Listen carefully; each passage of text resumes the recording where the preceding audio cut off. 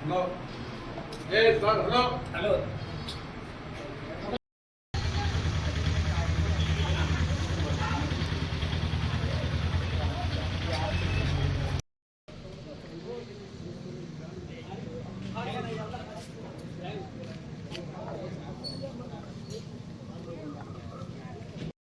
Good evening to all.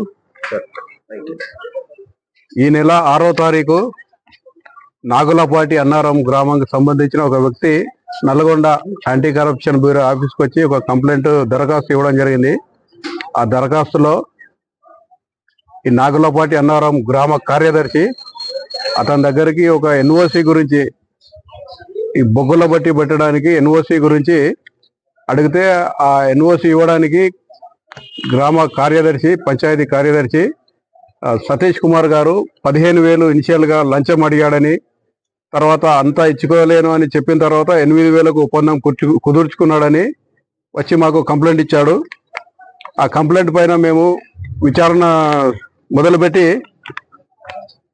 ఆ కార్యదర్శి గారు అడిగిన లంచము డిమాండ్ దానికి సంబంధించి ఎవిడెన్స్ కలెక్ట్ చేసి పై అధికారుల ఆదేశంతో కార్యదర్శి గారి పైన, సతీష్ కుమార్ గారి పైన ఒక కేసు రిజిస్టర్ చేశాము. ఆ రిజిస్టర్ చేసి ఈరోజు దర్యాప్తులో భాగంగా ఈ నాగులపాటి అన్నారం గ్రామానికి వచ్చి ఆ కార్యదర్శిని కస్టడీలోకి తీసుకొని ఆ కేసుకు సంబంధించిన డాక్యుమెంట్స్ అన్ని వెరిఫై చేసి సీజ్ చేశాము, రిజిస్టర్స్ వెరిఫై చేశాము. ఆ చేసి అతని కస్టడీలోకి తీసుకొని ఈ కార్యాలయంలో తర్వాత సైమల్టేనియస్ గా కార్యదర్శి గారి ఇంట్లో కూడా సెర్చెస్ కొనసాగుతాయి.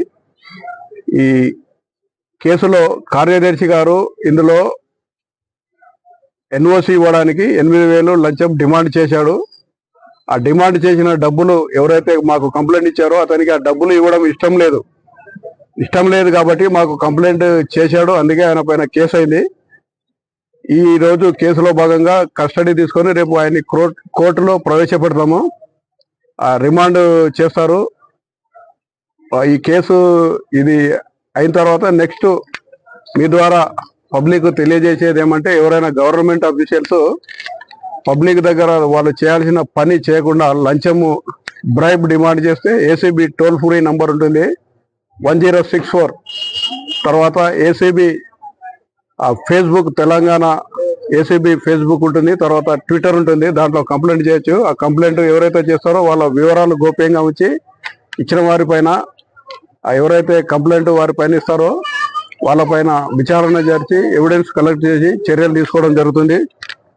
కాబట్టి పబ్లిక్ని హరాస్ చేసిన వాళ్ళ గవర్నమెంట్ అఫీషియల్ ఎవరైనా కానీ కంప్లైంట్ వస్తే మేము కంపల్సరీ యాక్షన్ తీసుకుంటాం.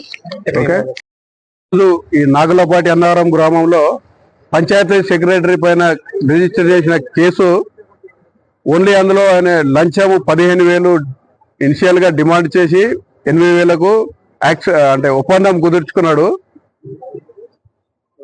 ఓన్లీ ఆయన డిమాండ్ చేశాడు, అంతేగాని కేసులో యాక్సెప్ట్ చేయలేదు. ఆయన తీసుకుంటుండగా రెడ్ హ్యాండెడ్ గా పట్టుకోలేదు. మీ ద్వారా పబ్లిక్ తెలియజేసేది ఏంటంటే, ఎవరైనా డిమాండ్ చేసినా కానీ కేసు అవుతుంది. వాళ్ళపైన చట్ట ప్రకారం చర్యలు ఉంటాయి. అంటే దానికి డిమాండ్కు సంబంధించిన ఎవిడెన్స్ ఉండాలి. ఆ ఎవిడెన్స్ ప్రకారము కేసు అవుతుంది, రిమాండ్ అవుతారు.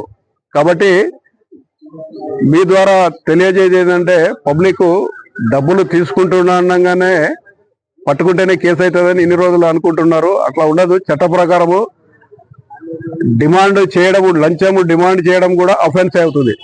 ఓకే.